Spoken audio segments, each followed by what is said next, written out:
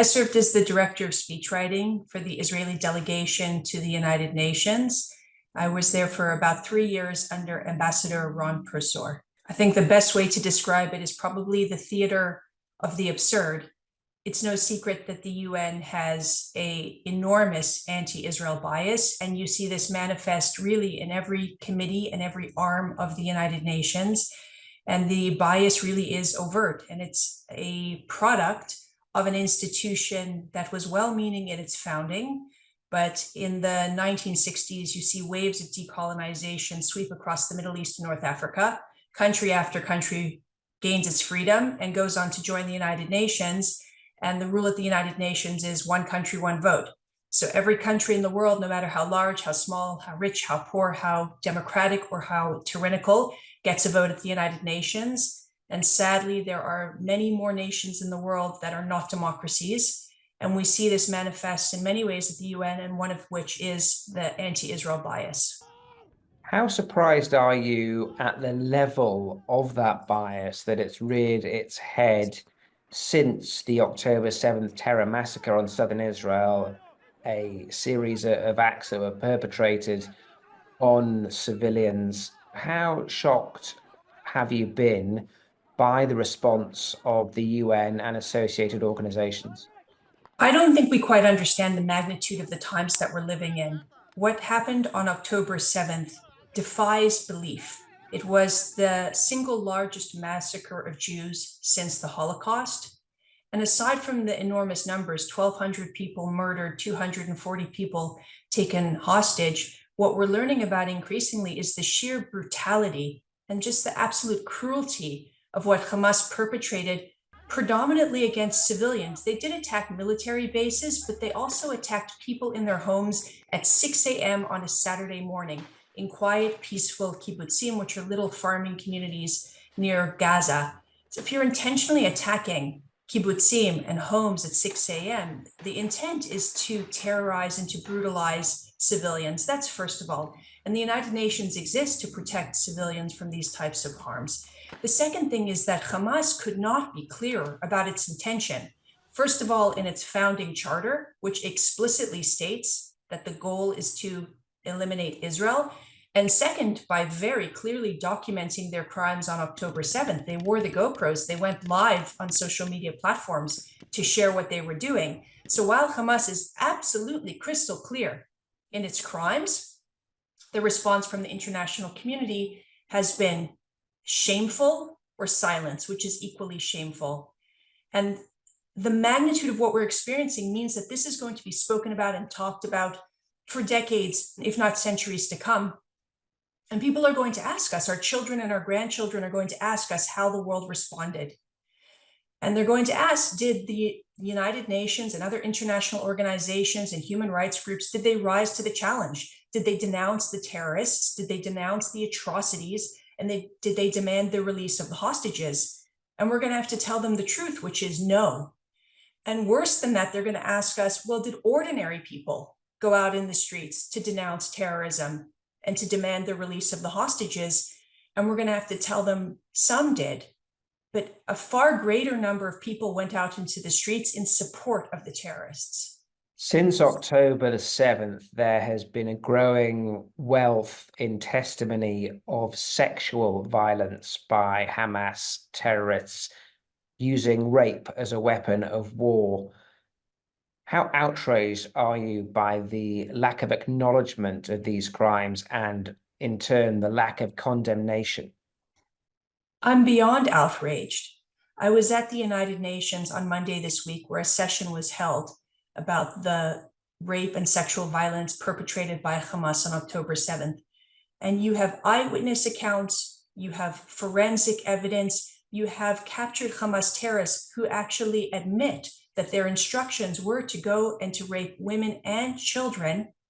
There's an overwhelming amount of evidence. And what do we hear from the United Nations? Something context, something investigation. You hear this from UN Women. There was a statement today from UNICEF that didn't even mention Hamas.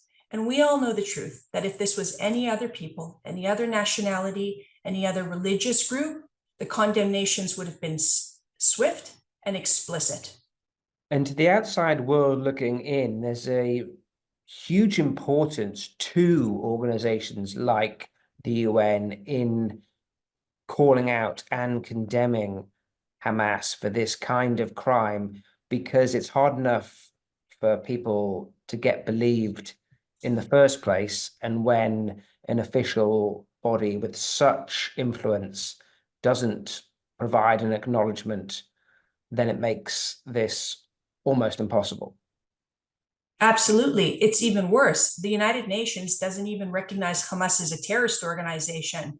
And it's not like Hamas appeared on the scene on October 7th. They took over the Gaza Strip. Israel withdrew from Gaza in 2005. And Hamas took over 2 years later and have spent the past 15 years growing it into this terror state. And in that time, they have sent suicide bombers into Israeli cities. They've sent incendiary balloons, which have caused all sorts of fires and damage in southern Israel. They have fired tens of thousands of rockets. They have stolen international aid dollars and used it to build their terror empire. And all the while, the United Nations and other international institutions have watched, and worse, sent money, sent resources as they know what's been going on. So it's just absolutely outrageous that now they turn and they point fingers at Israel. A lot of casual observers won't really comprehend how Hamas has managed to use organizations like the UN and aid agencies to its own advantage. Tell us a little bit about that tactic and what the implications are. Hamas leaders have said in their own words that it is not their responsibility to look after the civilians of Gaza, that is the job of the United Nations. And meanwhile, here's Hamas stealing all this aid money, stealing all these resources, these humanitarian aids that are going into Gaza, going and building terror headquarters under hospitals, storing rockets inside of UN schools, inside of UNRWA schools, firing rockets from behind civilian infrastructure. It's crime upon crime upon crime. And for the UN to say that they didn't know is outrageous. It's so obvious. There is a mountain of evidence. And at the same time, the UN is holding Israel to a bizarre double standard and calling out actions of the IDF as if it is deliberately targeting civilians, when the truth is that the IDF does what it can to avoid civilian casualties, but civilians are used as human shields. I would say it's more than a double standard, it's a triple standard at the UN. You have one standard for democracies, one standard for dictatorships, and a third impossible standard for the state of Israel, which is a no-win situation. It's exactly as you said. Hamas is committing a double war crime. It is building this terror operation inside the densely populated neighborhoods of Gaza. It is indiscriminately targeting Israeli civilians every single time it launches an attack. And as we saw on October 7th, the vast majority of the casualties were civilians. And they do this all while hiding behind the Palestinian people, which creates an impossible situation for Israel, because they have a duty, an obligation, like any state, to defend their civilians, to prevent another atrocity like October 7th from ever happening again, to bring security to the country. There have been 11,500 rockets fired out of Gaza since October 7th. It's astounding that a country has to live like this. And it's time to put an end to the terror once and for all. And Hamas cynically hides behind the Palestinian people, making it, as I said, an impossible choice for Israel that has to go in and end this threat. But they have a line of Palestinian civilians standing in their way. I'll also say that the estimate is that about 2,000 of those rockets, of the 11,500 that have been fired by terrorists from Gaza, have misfired and fallen short inside of Gaza. So Hamas is also killing their own people. What do we know now about the experience of hostages taken captive by Hamas that we didn't know some weeks ago? What is the latest information that you have? I think we were all fearful and remain fearful because there's still 138 people being held hostage by Hamas.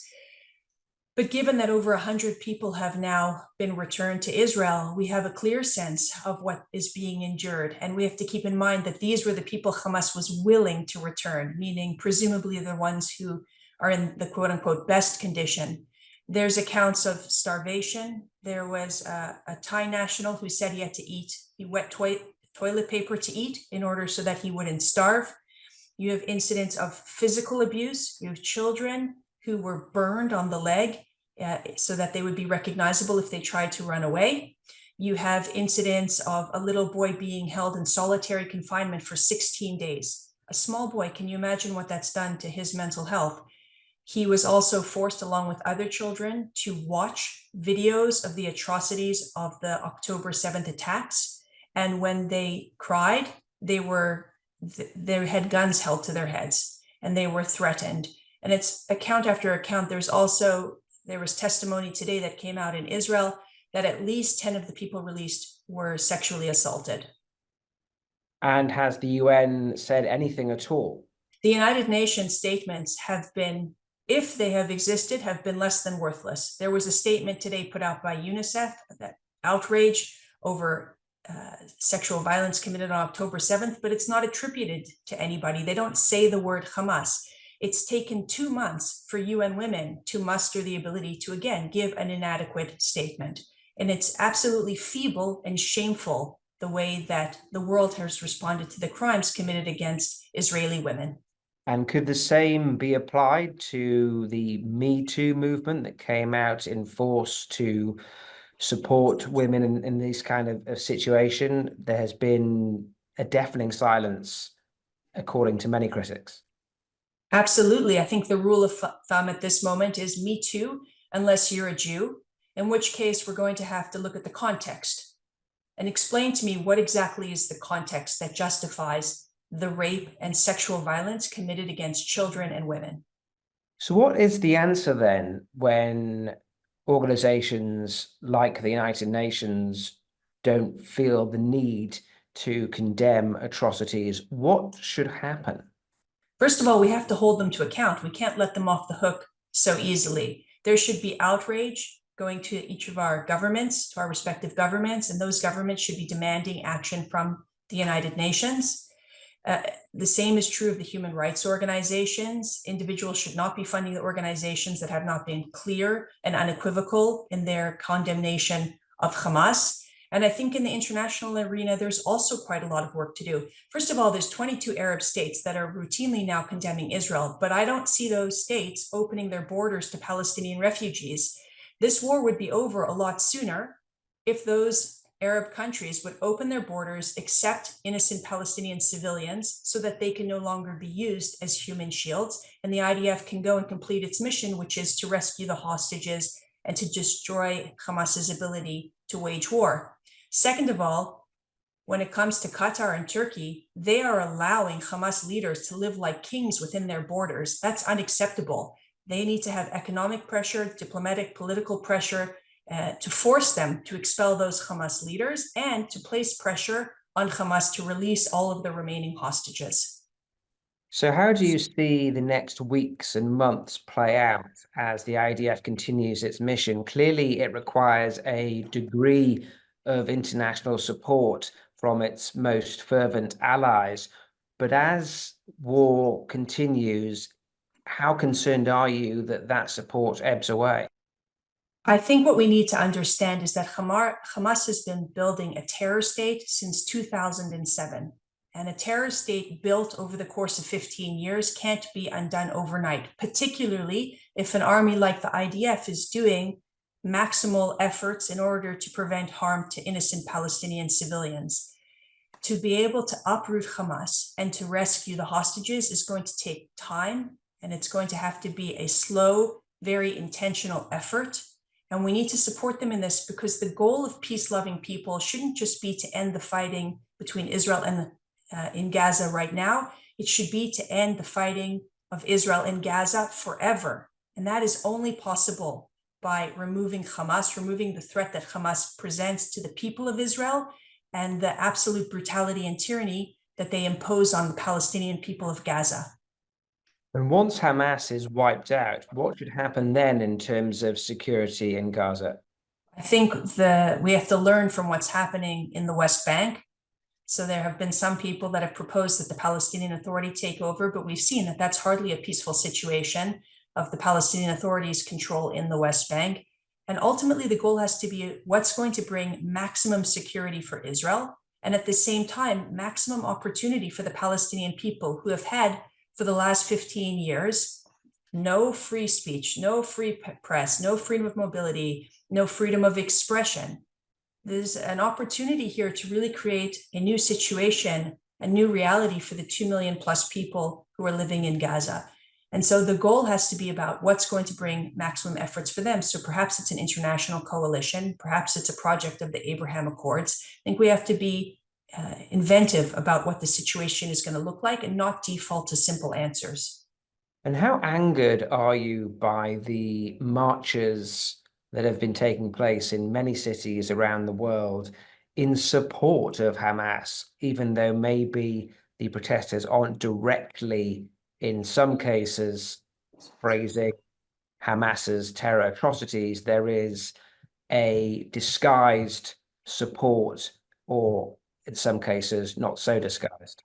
I'm outraged by it. And as I said, I think one day in the future, our children and grandchildren are going to ask if there were clear and unequivocal voices that condemned Hamas in this moment, both for the atrocities that it perpetrated on October 7th and for the ensuing absolute calamity and horrors that it has unleashed both on Palestinian people and Israeli people for a decade and a half.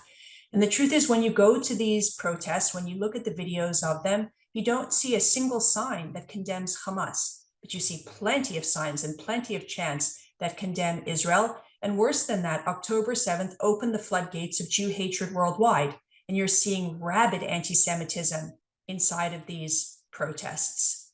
We have failed to educate an entire generation that they have been fed and bought into very simple narratives about David and Goliath, where it appears as if Israel is strong and the Palestinians are weak. Therefore, Israel must be the oppressor and Israel must be the aggressor. It's simply not the case. You need to look at the actual historical truths. You have to look at the fact that Israel has offered peace agreements. You have to look at the fact that Hamas has a charter. That's entire goal is to wipe out Israel. There is no negotiating or making peace with a terror organization that exists in order to annihilate Israel.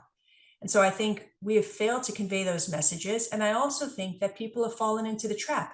We see what I call the weaponization of language. They take language from the human rights discourse where it once had legal meaning and weight, and they weaponize that language and use it to batter Israel. And it's simply falsehoods and sensationalist use of terms that are inaccurate and diminish the actual people who suffered from human rights crimes.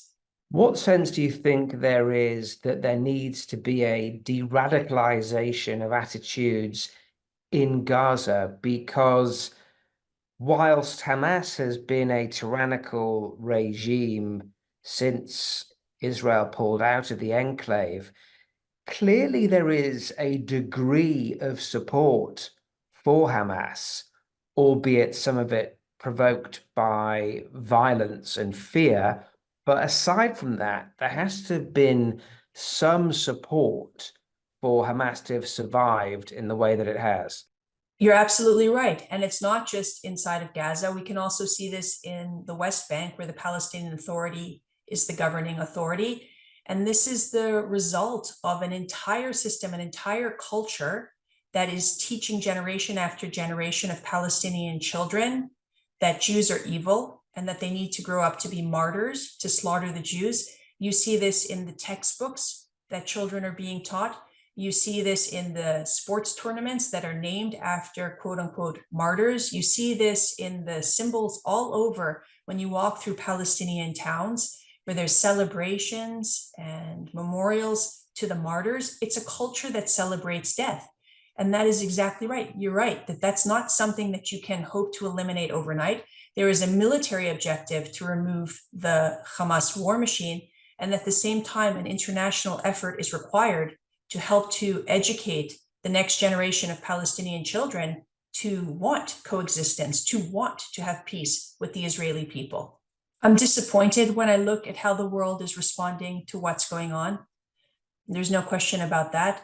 But I'm absolutely certain that Israel will emerge victorious, because I'll tell you why. There is no other choice. There is no other place for the 7 million Jews who call Israel home to go to. This is their home.